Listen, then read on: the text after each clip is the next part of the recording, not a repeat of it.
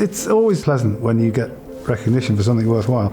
It's bordering vanity, I agree, but nonetheless, it's still positive proof that what we do is valued by other people, not just by us. Universities recognising your contribution in the field we're in is important.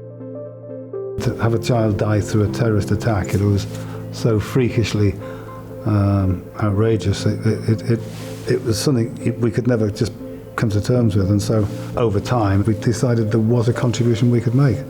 We weren't politicians, we weren't church leaders, we were just mother and father. And we weren't prepared to let him just be consigned to that list of things called collateral damage that happens in warfare. We think what planted the seed was we spent a day at a peace farm in Northern Ireland where young people, argue with great ferocity, great anger, and no lack of passion about their prescription for the future of Northern Ireland, be it part of the United Ireland or remaining within the UK.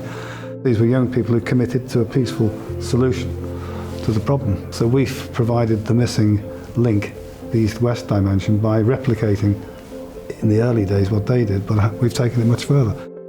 We started the Tim Parry Scholarship, which was 8 people from Warrington, 8 from Southern Ireland, 8 from Northern Ireland, and they spent a week together going through a programme, getting to know one another, and there was nowhere in Warrington for them to come. So we then thought about the peace farm in Coleraine that we'd been to, and how well that worked.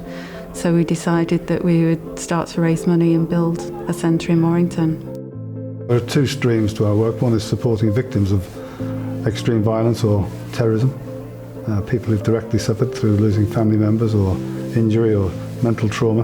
But then we work with young people at risk of being drawn into violent extremism by virtue of becoming perpetrators or perhaps becoming the next generation of victims.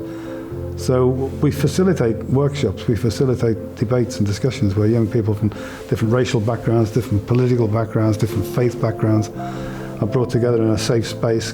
The barriers are lowered, and at best the barriers are removed, and they leave the centre, they leave the programme a different person to the person who arrived.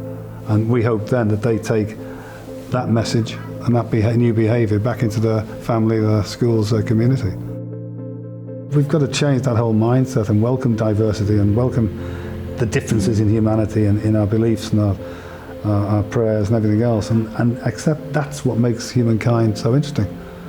If all you ever experience is your own kind, you're not going to learn very much from life. So I think the more educated young people are, I would hope the more willing they are to have an open mind and to become advocates for peace.